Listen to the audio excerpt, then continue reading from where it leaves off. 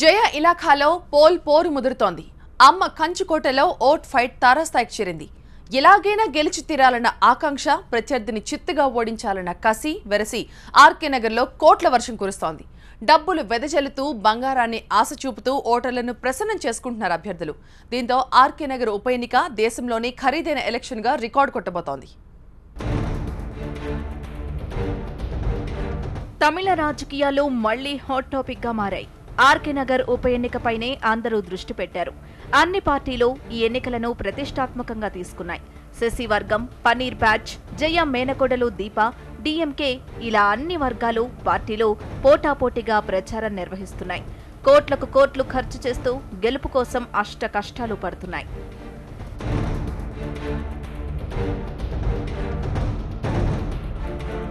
జయలలిత మరణంతో ఆమె ప్రాతినిధ్యం వహిస్తున్న ఆర్కే నగర్ ఎమ్మెల్యే స్థానం ఖాళీ అయింది.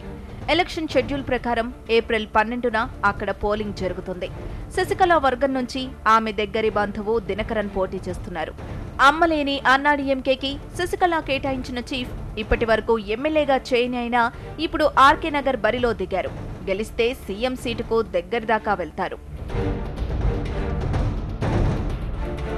ఇక పన్నీర్ బ్యాచ్ నుంచి సీనియర్ నేత మధుసూదనన్ పోటీ చేస్తున్నారు. వయసు పైబడ్డంతో చాలా రోజులుగా ఎన్నికలకు దూరంగా ఉన్న ఈయన్ను బరిలోకి దింపింది. ఆర్కే నగర్ నుంచి గెలిచి శశికళకు షాక్ ఇవ్వాలని ప్రయత్నాలు చేస్తోంది పన్నీర్ టీం.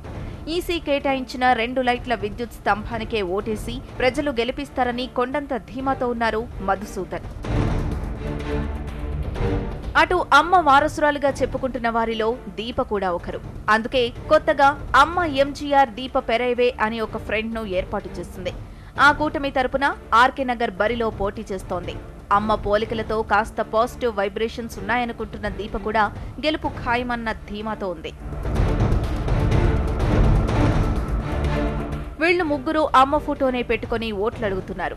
ఎవరు గెలిచినా అమ్మ వారసత్వం నాదే అని గట్టిగా చెప్పుకునే ఛాన్స్ ఉంది. కానీ అంత ఛాన్స్ ఇవ్వకూడదనుకున్న ప్రత్యర్థి పార్టీ డీఎంకే కూడా ఇప్పుడు పోటాపోటీ ఇస్తోంది. ఆ పార్టీ తరపున మురుదు గణేష్ అని ఒక సీనియర్ అడ్వకేట్ ను పోటీకి దింపింది. అన్నాడీఎంకేలో వర్గ రాజకీయాల మీద విరక్తి చెందిన ఓట్లన్నీ చీలి తమకే పడతాయని భావిస్తోంది డీఎంకే.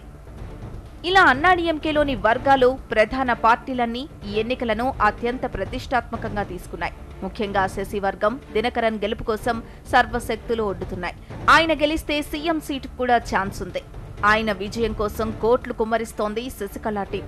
ఈ ఎన్నిక కోసం 300 కోట్ల రూపాయల బడ్జెట్ కేటాయించినట్లు తెలుస్తోంది. ఒక్కో ఓటరుకు 15,000 రూపాయల నగదుతో పాటు 5 గ్రాముల బంగారాన్ని పంచుతున్నట్లు సమాచారం. అంటే ఒక్కో ఓటుకు 30,000 రూపాయలను ఖర్చు చేస్తోంది శశి టీం. శశికళ వర్గమే కాదు, అటు పన్నీర్ బ్యాచ్ తో పాటు డీఎంకే వంటి పార్టీలు కూడా భారీ బడ్జెట్తో రంగంలోకి దిగుతున్నారు. ఓటర్ మహాశయులపై కోట్లు కుమ్మరిస్తున్నారు.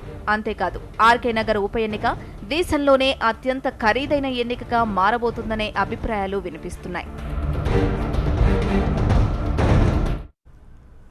ఎలాగైనా ఆర్కే నగర్ ని గెలుచుకోవాలి. జయ కంచుకోటలో పాగా వేసి ప్రత్యర్థులకి గట్టి పంచివ్వాలి. ఇదే లక్ష్యంతో ప్రచారంలో దూసుకెళ్తున్నాయి పార్టీలు. ఒకరు కోట్లను కుమ్మరిస్తుంటే మరొకరు విపరీత రాజకీయాలు చేస్తున్నారు. ఓ అడుగు ముందుకేసిన పన్నీర్ బ్యాచ్ శవ రాజకీయాలు చేస్తోంది. జయలలిత డమ్మీ డెడ్ బాడీతో ఓట్లను అభ్యర్థిస్తోంది. తమిళ్ పాలిటిక్స్ లో అమ్మ ఇమేజ్ మరువలేనిది. అందుకే అరవ రాజకీయాలన్నీ జయ చుట్టూనే తిరుగుతున్నాయి. తాజాగా ఆర్కే నగర్ ఉప ఎన్నికలోనూ జయలలిత కటౌట్ తోనే ప్రచారాలు జరుగుతున్నాయి. జయ సెంటిమెంట్ తో ఓట్లు రాబట్టేందుకు విశ్వ ప్రయత్నం చేస్తున్నారు అభ్యర్థులు. అయితే అమ్మ ఇమేజ్ ను క్యాష్ చేసుకునే ప్రయత్నంలో విపరీత ప్రచారానికి దిగింది పన్నీర్ వర్గం. జయలలిత డెడ్ బాడీ నమూనాతో ఓట్లను అభ్యర్థించడంపై తమిళనాడులో దుమారం రేగుతోంది. శివరాజకీయం అంటే ఇదే. తమిళనాట ఇదే జరుగుతోంది. అమ్మ కన్ను మూసి చాలా రోజులైంది. అయినప్పటికీ జయలలిత డమ్మీ శవాన్ని చూపించి ఓట్లు అడుక్కునే ప్రయత్నం చేస్తోంది పన్నీరు సెల్వం వర్గం.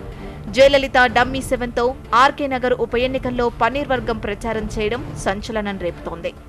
ఆర్కే నగర్ ఉప ఎన్నికల్లో పన్నీర్ వర్గం తరపున సీనియర్ నేత మధుసూదనన్ బరిలో ఉన్నారు.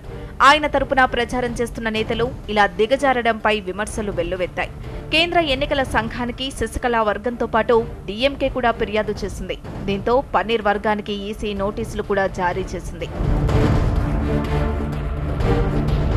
జయ డమ్మీ శవాన్ని ఎన్నికల ప్రచారంలో ఉపయోగించడాన్ని డీఎంకే తప్పుపట్టింది. జయ మరణానికి పన్నీర్ వర్గంతో పాటు పళనిస్వామి వర్గం కూడా కారణమంటున్నారు డీఎంకే నేత రాధారవి. ఆర్కే నగర్ ఉప ఎన్నికల్లో ప్రజలు 2 వర్గాలకు గుణపాఠం చెబుతారని అంటున్నారు రాధారవి. అమ్మ మరణానికి అటు పన్నీర్ సెల్వం వర్గం ఇటు పళనిస్వామి వర్గం రెండూ కారణం. కానీ ఇప్పుడు ప్రచారంలో ఇలా చేయటం దారుణం. ఆర్కే నగర్ ఉప ఎన్నికల్లో ఈ 2 వర్గాలకు గుణపాఠం తప్పదు. ప్రజలు వీళ్ల డ్రామాలను గమనిస్తున్నారు. అయితే ఎన్నికల ప్రచారంలో జయ డమ్మీ శవాన్ని వాడుకోవడాన్ని పూర్తిగా సమర్థించుకుంటోంది పన్నీర్ వర్గం. అమ్మ మృతిపై చాలా సందేహాలున్నాయని, ఈ సందేహాలను తొలగించాలన్న డిమాండ్తోనే ఇలా ప్రచారం చేస్తున్నట్టు సమర్థించుకుంటున్నారు.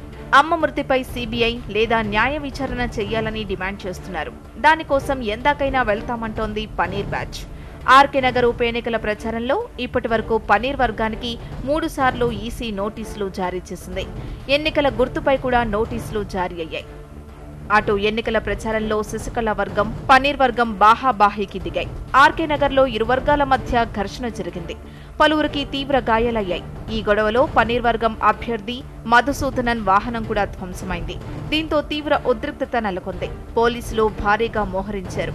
మొత్తానికి ఆర్కే నగర్ ఎన్నికల రూపంలో తమిళ రాజకీయాలు మళ్లీ దేశవ్యాప్తంగా హాట్ టాపిక్ గా మారాయి.